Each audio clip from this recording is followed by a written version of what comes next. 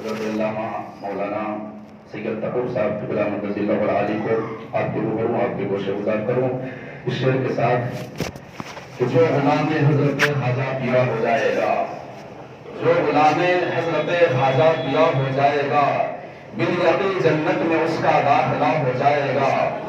پرتھوی کے باپ دادا نے کبھی سوچا نہ تھا، پرتھوی کے باپ دادا نے کبھی سوچا نہ تھا، ایک کاسے پر فدا انا ساغر ہو جائے گا۔ اور ہند کے سلطان ہیں ایسے میرے خواجہ پیا، کہتے ہیں سبحان اللہ۔ ہند کے سلطان ہیں ایسے میرے خواجہ پیا، ڈال دے جس پہ نظر وہ بادشاہ ہو جائے گا۔ اور نظر کو بخش دو ایسا اثر غریب نواز، نظر اٹھاؤ تو نظر اثر غریب نواز، میں پور صراط پہ کروں اس طرح سے گزر، ادھر فرید ہو ادھر غریب نواز۔ سہانی صبح لکھتا ہے، سہانی شام لکھتا ہے، وسیلہ آپ کا تقدیر میں آرام لکھتا ہے، فرشتے رحمتوں کے پھول برساتے ہیں کاغذ پر، قلم جب بھی میرے خواجہ پیا کا نام لکھتا ہے۔ اور شاعر کہتا ہے کہ زنجیر ہلتی رہی در بولتا رہا، لوٹے تو ہانی کا گھر بولتا رہا، اور آئے گئے حضور سر عرش بار بار، سدرات جبرائیل کا پڑھ بولتا رہا، اور تھرا گئے یزید کے سب لشکر و سپاہ، نیزے پہ جب حسین کا سر بولتا رہا، نیزے پہ جب حسین کا سر بولتا رہا۔ آئیے حضرت حضور والا کے استقبال نعرہ تکبیر رسالت سے کرتے، نعرہ تکبیر، نعرہ رسالت، حضور خواجہ ولی نواز حضرت مولانا سید تقوی صاحب قبلہ۔ السلام علیکم ورحمۃ اللہ وبرکاتہ۔ الحمد للہ رب العالمین والعاقبۃ للمتقین، والصلاة والسلام علی سید الانبیاء واشرف المرسلین وعلی آلہ الطیبین الطاہرین وأصحابه الهادين المهديين، أما بعد، فقد قال الله تبارك وتعالى في القرآن المجيد والفرقان الحميد، فأعوذ بالله من الشيطان الرجيم، بسم الله الرحمن الرحيم، إن الذين آمنوا وعملوا الصالحات سيجعل لهم الرحمن ودا، آمنت بالله صدق الله مولانا العظيم، وبلغنا رسوله النبي الأمين المتين المكين المختار الكريم، ونحن على ذلك من الشاهدين والشاكرين والذاكرين والحافظين والواصفين والحامدين، والحمد لله رب العالمين۔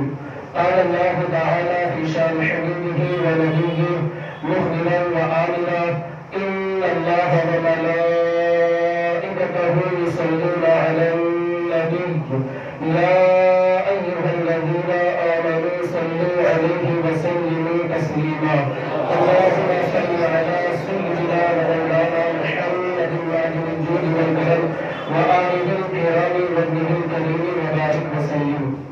علامہ حسن رضا استاد زمن بارگاہ خواجہ میں خراج عقیدت پیش کرتے ہوئے ارشاد فرماتے ہیں، خواجہ ہند ہو دربار ہے اعلیٰ تیرا، خواجہ ہند ہو دربار ہے اعلیٰ تیرا، کبھی محروم نہیں مانگنے والا تیرا۔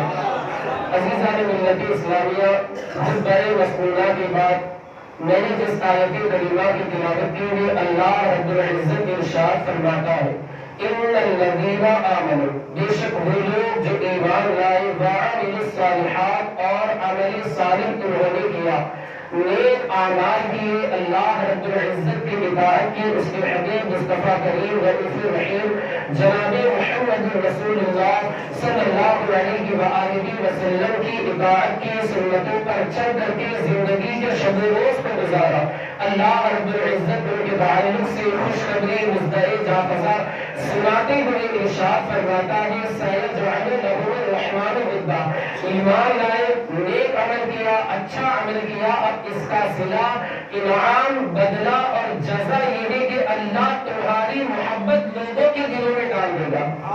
عزیزان ملت اسلامیہ، ایک حدیث پاک ہے حضرت سیدنا ابو ہریرہ رضی اللہ تعالی عنہ سے روایت ہے، اللہ کے رسول صلی اللہ علیہ وآلہ وسلم ارشاد فرماتے کہ جب اللہ رب العزت اپنے بندوں میں سے کسی بندے سے محبت فرماتا ہے. حضرت سیدنا جبریل علیہ الصلوۃ والتسلیم سدرہ کے وکیل روح الامین حضرت سیدنا جبریل علیہ الصلوۃ والتسلیم سے ارشاد فرماتا ہے اے جبرائیل فلاں بندے سے میں محبت کرتا ہوں تم بھی محبت کرنے لگ جاؤ. نتیجہ یہ ہوتا ہے حضرت سیدنا جبریل اس بندے سے محبت کرنے لگتے اور آسمانی مخلوق کے اندر یہ اعلان فرماتے اے لوگوں سنو سنو اللہ رب العزت فلاں بندے سے محبت کرتا ہے تو تم تمام کے تمام لوگ بھی اس سے محبت کرو. اب آسمانی مخلوق بھی اس بندے سے محبت کرنے لگتی ہے اور پھر اللہ رب العزت اس بندے کی محبت دنیا کی جو مخلوق ہے اس کے دلوں کے اندر بھی ڈال دیتا ہے. زمین کی جو مخلوق ہے اس کے دلوں کے اندر بھی اللہ رب العزت اپنے اس بندے کی محبت کو ڈال دیتا ہے. عزیزان ملت اسلامیہ یہ جو ہم نے اس محفل کا انعقاد کیا اس مجلس کا انعقاد کیا اس بزم کا انعقاد کیا ہند کے بادشاہ شہنشاہ ہند خواجہ غریب نواز رضی اللہ تعالیٰ عنہ کی یاد آج ہم منانے کے لیے یہاں پر جمع ہوئے اس آیت کریمہ کی اس حدیث پاک کی عملی تفسیر ہے. غریب نواز کی وہ ذات مقدسہ ہے جن سے زمینی مخلوق بھی محبت کرتی ہے بلکہ آسمانی مخلوق بھی محبت کرتی ہے. سدرہ کے مکی روح الامین حضرت سیدنا جبریل علیہ الصلوۃ والتسلیم ان سے محبت کرتے ہیں بلکہ حق تو یہ ہے سچ بات تو یہ ہے کہ خود رب کعبہ ان سے محبت کرتا ہے. امام فرماتے ہیں وہ کہ اس در کا ہوا خلق خدا اس کی ہوئی وہ کہ اس در سے پھرا اللہ اس سے پھر گیا. عزیزان ملت اسلامیہ یہ جو ہم یاد بنانے کے لیے یہاں جمع ہوئے اسی آیت مقدسہ کی عملی تفسیر اور یہ بات شریعت کی مسلمات باتوں میں سے ہے شریعت کی مانی ہوئی باتوں میں سے تجربہ ہے مشاہدہ ہے یقینی اور قطعی بات ہے کہ جب انسان خود اگر نیک ہو اس کی اہلیہ نیک ہو ماں باپ اگر نیک ہو ان کے یہاں ہونے والی اولاد بھی نیک ہوا کرتی. ماں باپ اگر نیک ہو صالح ہو متقی ہو پرہیزگار ہو خشیت ربانی سے ان کا سینہ معمور ہو دیندار ہو اللہ کا خوف اپنے دل میں بسانے والے ہو ان کے یہاں ہونے والی اولاد بھی نیک ہوا کرتی ہے. ان کے یہاں ہونے والی اولاد بھی صالح ہوا کرتی ہے.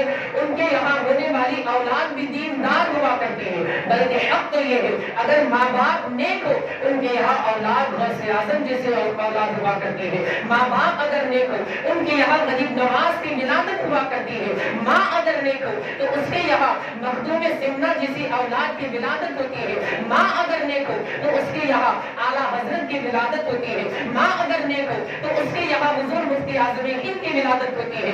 ماں اگر نیک ہو تو اس کے یہاں محدث اعظم ہند کی ولادت ہوتی ہے. ماں باپ اگر نیک ہو تو ان کے یہاں قطب ولایت شہنشاہ صورت سید جمال الدین خواجہ تعالیٰ رحمت اللہ تعالیٰ علیہ کی ولادت ہوتی ہے.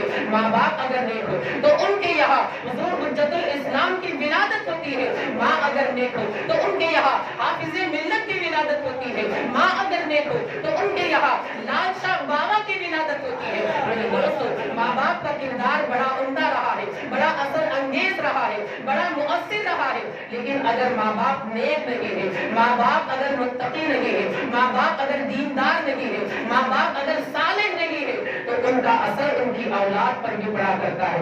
ان کا اثر ان کی اولاد پر بھی ہوا کرتا ہے اور ان کی یہاں اولاد جو ہونے والی اولاد ہوتی ہے جس اولاد کی ولادت ہوتی ہے ماں باپ کی برائی کا اثر اس بچے پر بھی ہوا کرتا ہے. عزیزان ملت اسلامیہ خراسان کی سرزمین ہے سنجر کا علاقہ ہے. وہاں سنجر بادشاہ تھا سنجر نامی سلطان کا لشکر کے ساتھ جہاد کے ارادے سے روانہ ہوتا ہے جنگ کے ارادے سے روانہ ہوتا ہے. میدان کارزار میں پہنچنے سے پہلے اللہ رب العزت کی مشیت قدرت اللہ رب العزت جو چاہتا ہے وہ ہو کر لیتا ہے.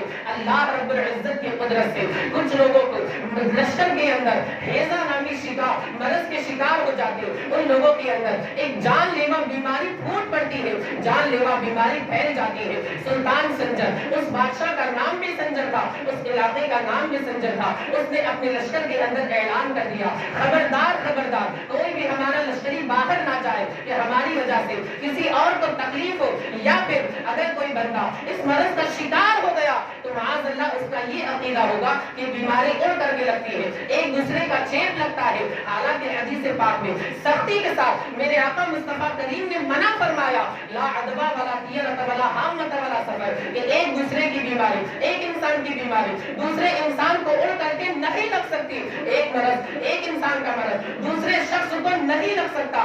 مبادہ اگر کوئی بندہ ہمارے لشکر میں آ جائے، اس کو بھی یہ بیماری ہو جائے، کہیں وہ بد اعتقادی کا شکار نہ ہو جائے، کہیں وہ سوء اعتقادی کا شکار نہ ہو جائے، اس لیے خبردار خبردار ہمارا کوئی بھی لشکری باہر نہ جائے، اور اسی طرح باہر کا کوئی بھی بندہ ہمارے لشکر میں آنے کی زحمت نہ کرے۔ سلطان بھی اس مرض کا شکار ہو جاتا ہے، 7ویں مرتبہ جب اسے طے ہوتی ہے، الٹی آتی ہے، اللہ اکبر، بادشاہ کا جو خادم تھا وہ آ کر کے عرض کرتا ہے، ایک چھوٹا سا قافلہ ہے، بادشاہ سلامت کے پاس ملاقات کی غرض سے آ رہا ہے۔ بادشاہ نے کہا جاؤ اس کے پاس جاؤ، سختی سے جا کر کے اسے روک دو، ہمارے لشکر میں آنے کی زحمت نہ کرے، ہمارے لشکر میں آنے کی تکلیف نہ کرے، جا کر کے اسے سختی سے روک دو۔ بادشاہ کے جو خادم تھے، خدام تھے، غلام تھے، وہ جاتے ہیں اور قافلے والوں سے کہتے ہیں کہ آپ آنے کی زحمت نہ کریں، ہمارے جو بادشاہ ہیں، ہمارے جو سلطان ہیں، ہمارے جو حاکم ہیں، وہ آنے سے انکار کر رہے ہیں، آپ آنے کی زحمت نہ کریں، آپ تکلیف نہ اٹھائیں۔ ان جو قافلے والوں میں ایک حافظ قرآن بھی تھا،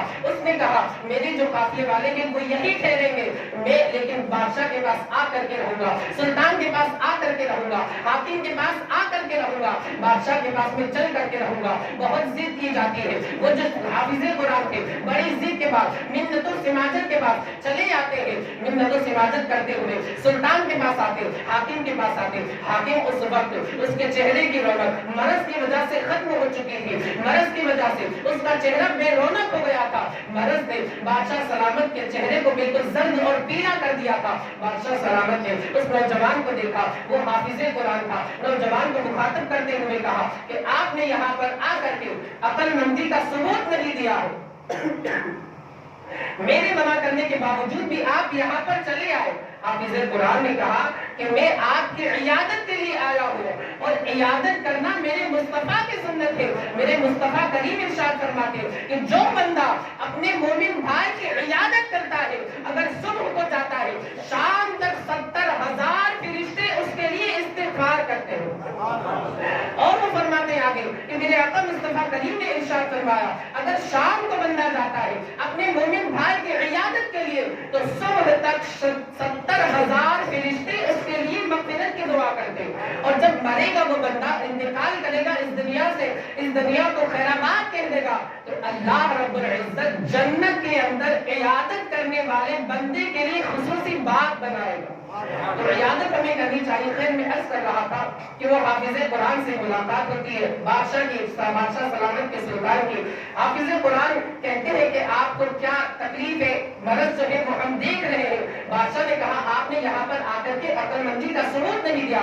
حافظ قرآن نے حدیث پاک پڑھ کر کے سنائی اور کہا کہ موت دینا، زندگی دینا، حیات دینا، یہ تمام کی تمام چیزیں اللہ رب العزت کے دستے قدرت میں، جسے چاہتا ہے مارتا ہے، جسے چاہتا ہے جلاتا ہے، جسے چاہتا ہے موت عطا فرماتا ہے، جسے چاہتا ہے زندگی عطا فرماتا ہے۔ یہ تمام چیزیں اللہ رب العزت کے دستے قدرت میں۔ وہ حافظ قرآن نیک تھے، صالح تھے، متقی تھے، پرہیزگار تھے۔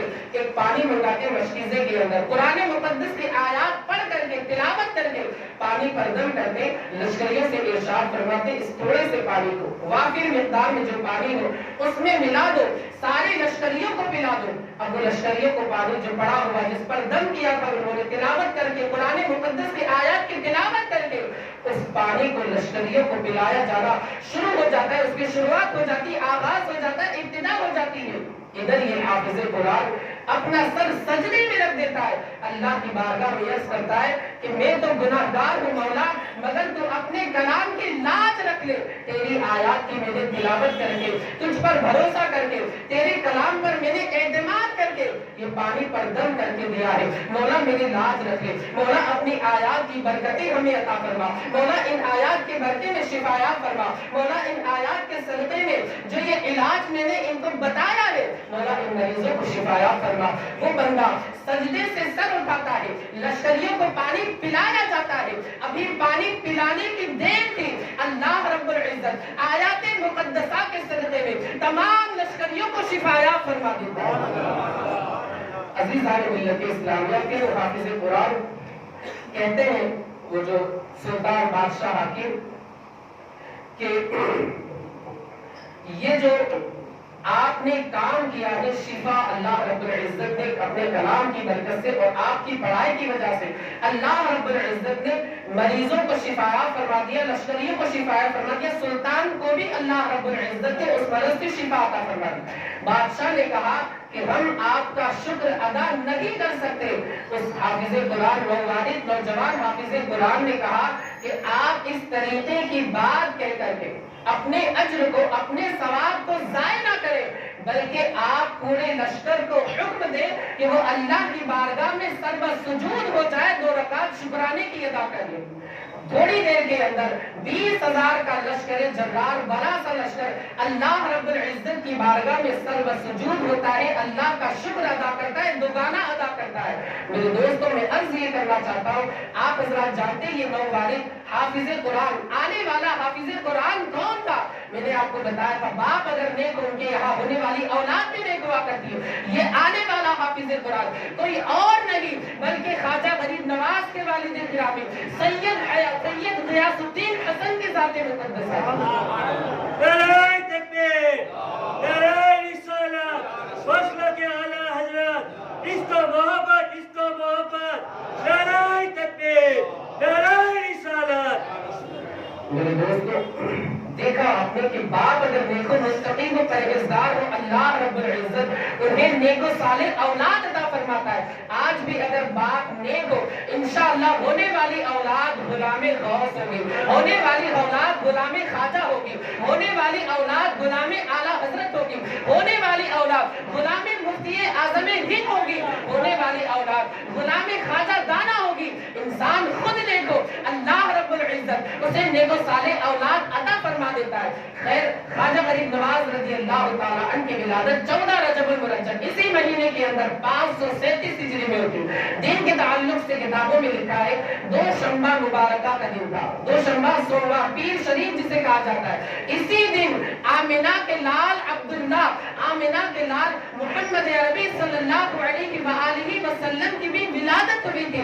آپ ذرا سوچیں، جس دن رسول کی ولادت ہوئی اسی دن نائب رسول کی بھی ولادت ہوئی، جس دن رسول کی ولادت ہوئی اسی دن عطائے رسول کی بھی ولادت ہوئی۔ وہ دن معزز ہو گیا، مکرم ہو گیا۔ یقیناً اللہ رب العزت نے اپنے حبیب کے فیضان سے خواجہ غریب نواز کو منور فرمایا ہے، مجلل فرمایا ہے، منور فرمایا ہے۔ میرے دوستو، آپ اللہ رب العزت اپنے بندوں کو ولایت کے منصب پر فائز فرماتا ہے۔ ایک اعتقاد اور عقیدے کی بات ہے کہ یہ جو ولایت کا منصب ہوتا ہے، یہ جو اللہ رب العزت کی جانب سے ولایت ملتی ہے، بندہ اسے محنت کر کے، مشقت کر کے، عبادت، ریاضت، بندگی، مجاہدے وغیرہ کے ذریعے حاصل نہیں کر سکتا، بلکہ یہ اللہ کا عطیہ ہے، اللہ کی نوازش ہے، اللہ کی عنایت ہے۔ اللہ رب العزت اپنے جس بندے کو چاہتا ہے ولایت کے منصب پر فائز فرماتا ہے۔ یہ جو ولایت کا منصب ہے، یہ ولایت کا اللہ رب العزت ولایت کا فیضان اپنے جس بندے کو چاہتا ہے عطا فرماتا ہے۔ یہ محبی چیزیں کسبی نہیں ہے کہ انسان محنت کر کے، عبادت کر کے خود حاصل کر لے۔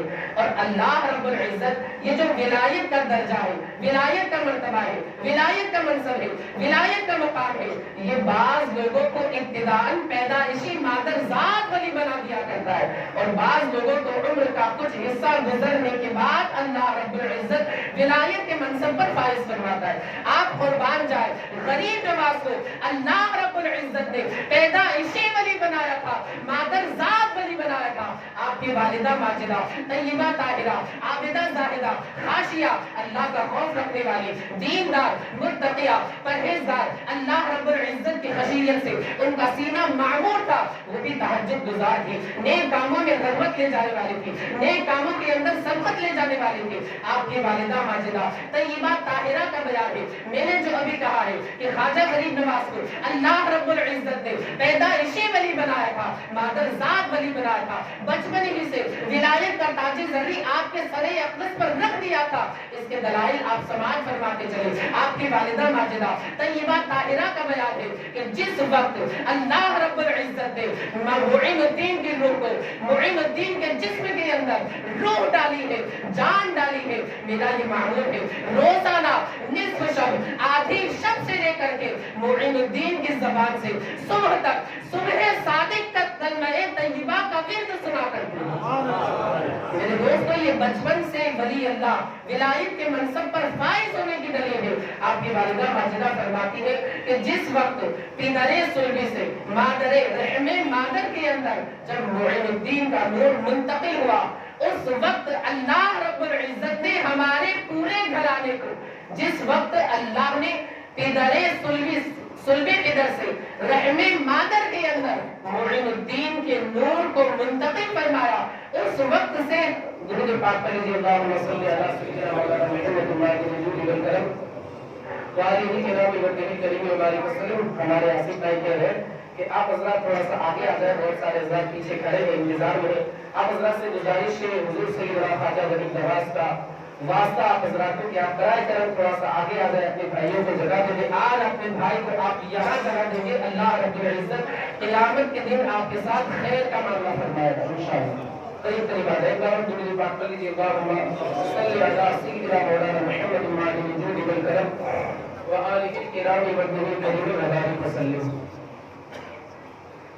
آپ کی والدہ ماجدہ طیبہ طاہرہ کا بیان ہے جس وقت اللہ رب العزت نے صلب پدر سے رحم مادر میں معین الدین کے نور کو منتقل فرمایا، اللہ رب العزت نے اس دن ہمارے گھرانے کو خیر و برکات سے منور فرما دیا۔ یہ معین الدین خواجہ معین الدین کے بچپن سے ولی ہونے کی نشانی اور دلیل ہے۔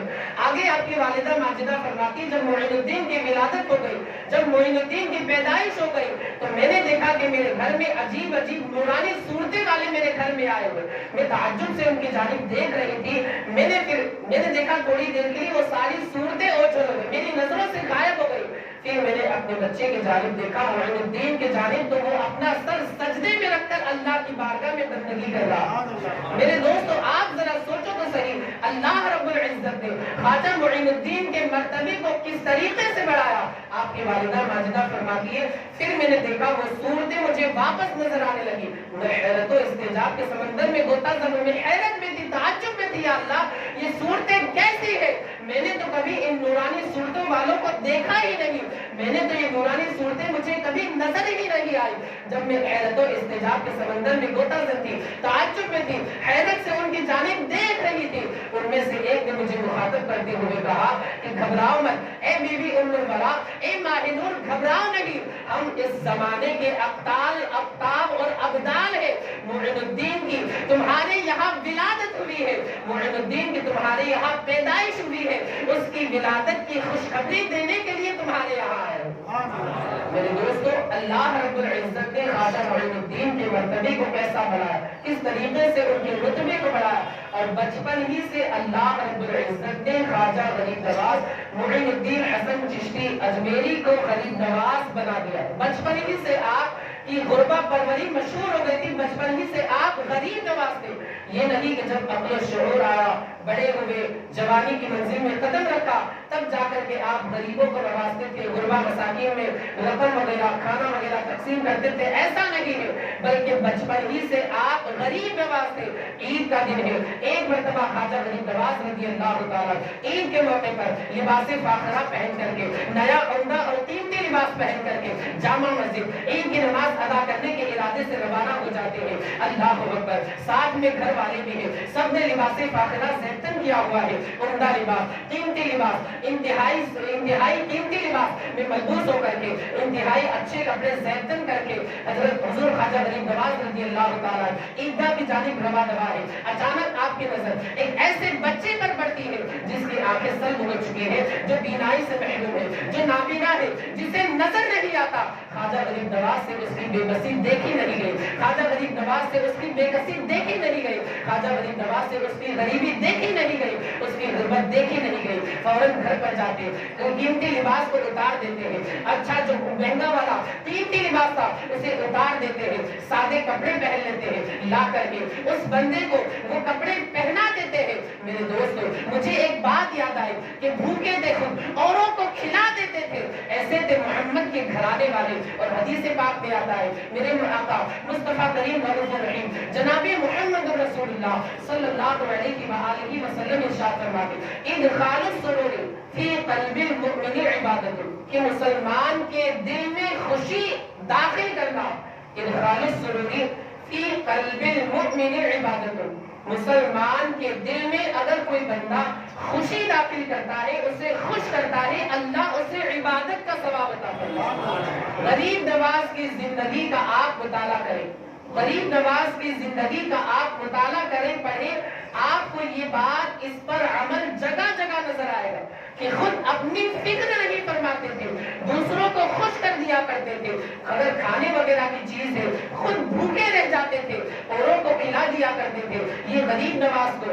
اللہ رب العزت نے یہ بس بچپن ہی سے عطا فرمایا تھا کہ خود تو بھوکے رہتے تھے، اوروں کو کھلا دیتے تھے، ایسے تھے محمد کے گھرانے والے۔ میرے دوستو آپ علم حاصل کرنے کے لیے جاتے نیشا پور، پتہ یہ چلا کہ علم حاصل کرنا یہ بزرگان دین کی سنت مبارکہ ہے۔ آج کل ہم یہاں پر چونکہ نسبتی پروگرام میں ہم الحمدللہ خراج بارگاہ خواجہ غریب نواز میں خراج عقیدت بھی پیش کریں گے اور انشاءاللہ اپنے حال کی اصلاح کی بھی کوشش کریں گے۔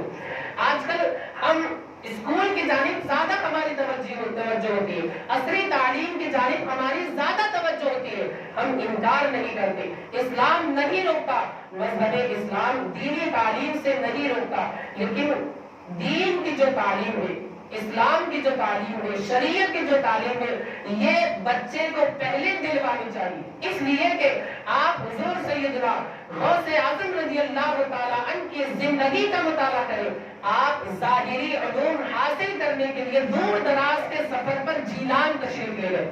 اسی طرح خواجہ غریب نواز رضی اللہ تعالیٰ عنہ کی زندگی کا مطالعہ کریں، آپ علم حاصل کرنے کے لیے دور دراز نیشا پور کے سرزمین پر تشریف لے گئے۔ تو ہمیں ان بزرگان دین کے نقش قدم پر چلنا ہے، ان بزرگان دین کے سنت مبارکہ کو اپنانا ہے، ان بزرگان دین کے طریقے کو اپنانا ہے، ہمیں خود بھی زیور علم سے آراستہ ہونا ہے، اپنے آپ کو علم سے آراستہ کرنا ہے، مزین کرنا ہے، اپنے آپ کو علم کا ہتھیار جو ہے اس سے لیس کرنا ہے۔ عزیزان ملت اسلامیہ، خواجہ غریب نواز کی غربہ پروری کی بات چل رہی تھی، آپ نیشا پور سفر کے لیے روانہ ہو جاتے، علم کے طلب کرنے کے لیے، علم حاصل کرنے کے لیے۔ راستے میں آپ نے دو لوگوں کو دیکھا جن کے چہرے پر اداسی تھی، جن کے چہرے پر مایوسی تھی۔ خواجہ غریب نواز رضی اللہ تعالیٰ عنہ سے ان کی اداسی دیکھی نہیں گئی، سلام کرتے ہیں، خیریت دریافت کرتے ہیں، آخر کیا حال ہے، تمہارے چہرے پر اداسی کیوں ہے، تمہارے چہرے پر مایوسی کی ہے، آخر کیا حال ہے؟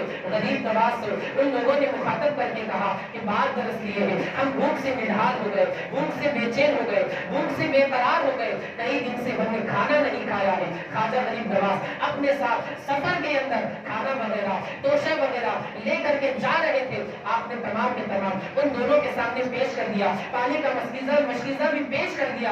ان لوگوں نے بغیر کسی کے انتظار کے، بغیر رکے ہوئے، بغیر کسی روک ٹوک کے کھانے پر وہ لوگ پڑ جاتے ہیں، کھاتے رہتے ہیں، کھاتے رہتے ہیں۔ ان لوگوں نے اپنے ہاتھوں کو نہیں روکا یہاں تک کہ کھانا ختم ہو جاتا ہے۔ خواجہ غریب نواز کی بارگاہ میں وہ لوگ عرض کرتے ہیں ہمیں ذرا لمبے سفر پر جانا ہے، سفر ہمارا طویل ہے، سفر ہمارا دراز ہے، اگر آپ کے پاس کچھ پیسے وغیرہ ہو تو وہ بھی عطا فرما دیں، ہم آپ کا شکریہ ادا کریں گے۔ غریب نواز سفر پہ روانہ ہو رہے ہیں علم حاصل کرنے کے ارادے سے۔ سفر لمبا ہے، سفر طویل ہے، سفر دراز ہے، خود کو بھی پیسوں کی ضرورت ہے، کھانے وغیرہ کی ضرورت ہے، مگر کھانا تو کھلا دیتے ہیں، پیسوں کا مطالبہ ہوتا ہے، پیسوں کا سوال ہوتا ہے، پیسوں کی طلب ہوتی ہے کہ کچھ پیسے ہو تو وہ بھی عطا فرما دے۔ غریب نواز بغیر تردد کے، بغیر پس و پیش کے سارے پیسے جو اپنے جیب میں رہتے ہیں وہ پیش کر دیتے ہیں اور ساتھ ہی ساتھ ارشاد فرماتے ہیں کہ میں معذرت خواہ ہوں، میں آپ سے معافی کا طلبگار ہوں، معذرت چاہتا ہوں کہ میرے پاس صرف اور صرف اتنے پیسے ہیں، اور بھی اگر زیادہ پیسے ہوتے وہ بھی آپ کو دے دیتا۔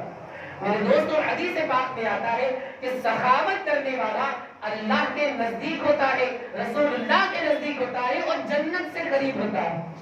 इस हदीस पाक पर अमली आप जामा किस तरीके से पहनाए, गरीब नवाज की सीरत को उठा करके देखिए। खुद तो जरूरत है मगर इसके बावजूद भी फैयासी का मुजाहरा हो रहा है, सखावत का मुजाहरा हो रहा है। खैर गरीब नवाज अपने पैसे भी उन लोगों के सुपुर्द कर देते, हवाले कर देते और सफर पर रवाना हो जाते। थोड़ी सी दूरी पर जाते, थोड़ा सा आगे चल करके जाते, वो दोनों दौड़ते हुए आते और कहते कि आप जरा ये बताएं आप कहाँ जा रहे हैं, किस मकसद के लिए जा रहे हैं। गरीब नवाज इरशाद फरमाते मैं नेशापुर जा रहा हूँ, इल्म हासिल करने के इरादे से जा रहा हूँ। वो लोग ताज्जुब में पड़ जाते, हैरत और इस्तेजाब से उनकी निगाहें फैल जाती हैं।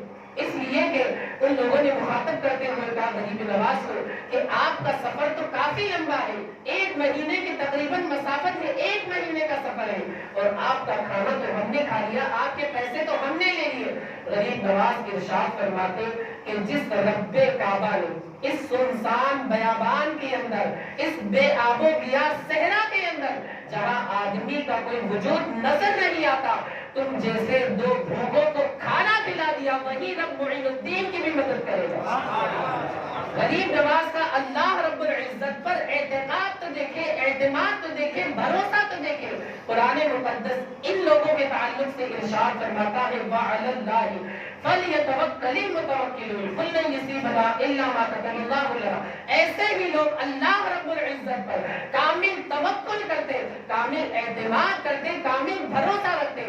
गरीब नवाज ने इरशाद फरमाया अल्लाह रब्बुल इज्जत मेरे भी खाने पीने का इंतजाम फरमा देगा। अब उन दोनों ने कहा कि बात दरअसल ये है कि हम तो किसी भी सफर पे नहीं जाना है और ना ही हमें भूख लगी थी, बल्कि हम तो डाकू है, रहजन है, हमने आपको धोखा दिया, फरेब दही से काम लिया, आपको धोखे में रखा और धोखा दे करके आपका जो खाना तो वो हमने खा लिया, हमारा डाका से नहीं कर रहा हो। इसी तरह हम लोगों को धोखा देते रहते। फिर उन लोगों ने कहा कि हमारे पास अब खाना तो हम वापस नहीं कर सकते, अलबत्ता इतना जरूर कर सकते हैं कि आपने जो रकम हमें दी है वो रकम हम आपको वापस दे देते ताकि आपको रास्ते भर काम आ जाए, रास्ते भर आपका जो सफर है वो आसान हो जाए, सफर की मंजिलें आपके लिए आसान हो जाए। गरीब नवाज ने क्या ही खूबसूरत और बेहतरीन जुमला इरशाद फरमाया।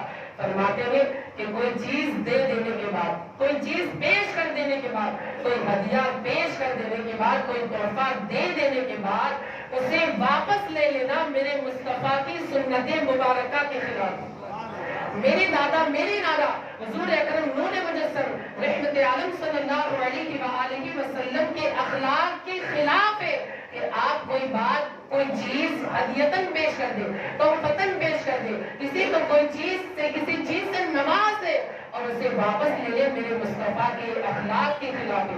मेरे मुस्तफा के अखलाक का आलम तो ये है, इमाम फरमाते तेरे खुल्क को हक ने अजीम कहा, तेरी खिल्क को हक ने जमील किया, कोई तुझ साहिबा है ना होगा शहा, तेरे खालिक के हुस्नो अता की कसम।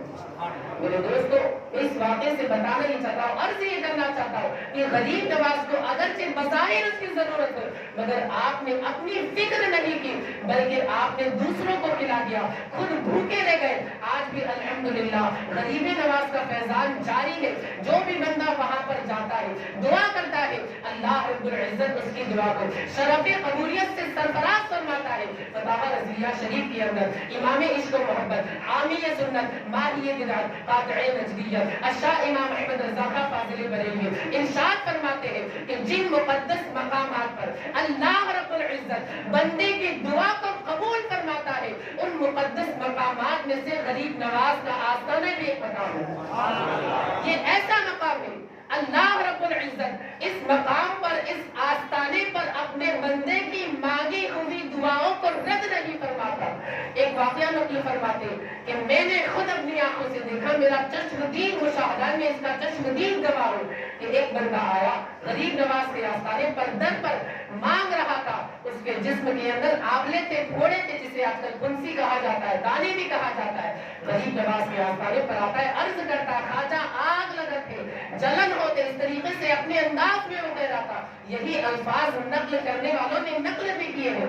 खाजा अगल लगत है, आग लगती है, जलन होती है, बहुत तकलीफ होती है, बहुत अजियत होती है।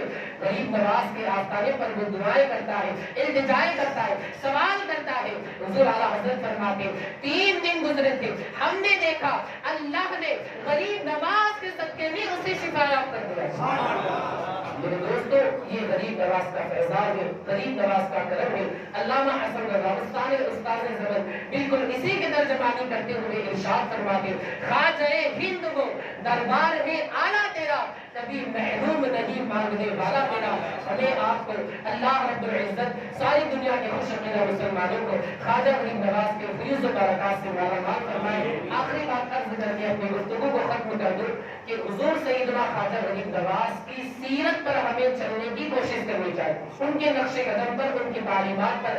आजकल अल्हम्दुलिल्लाह सुम्मा अल्हम्दुलिल्लाह हम नियाज करते, बहुत अच्छी बात, लेकिन हमें नियाज के साथ नमाज का भी एहतमाम करना चाहिए। इंशाअल्लाह नमाज भी पढ़ेंगे, नियाज भी खाएंगे, तब जाकर के इंशाअल्लाह गरीब नवाज के सच्चे शहदाई, सच्चे आशिक, सच्चे फिदाई कहलाए।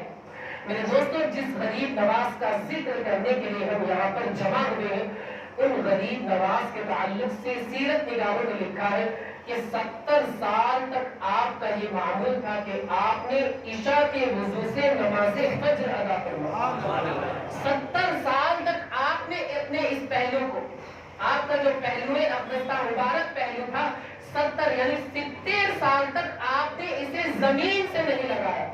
और आपके ताल्लुक से लिखा है कि आप एक दिन में 2 कुरान मुकद्दस मुकम्मल खत्म किया करते हैं। मेरे दोस्तों, मैं आप हजरात से ये बात अर्ज करके रुखसत हो जाऊंगा कि खुदारा हम गरीब नवाज की याद मनाए, उनका दिन मनाए, उन्हें याद करें, उनकी यादगार हम कायम करें, उनकी याद मनाए। लेकिन जो उनकी तालीमात है, जो उन्होंने फरमाया है, जो उनके फरामीन में इरशादात है, उन पर भी हम अमली, उन्हें भी हम अमली जामा पहनाए, उन पर भी हम अमल की कोशिश करें। हमसे जितना हो सके कुरान मुकद्दस की हम तिलावत करें, 5 वक्त की नमाजों की पाबंदी करें, हो सके तो नवाफिल भी हम अदा करते रहे।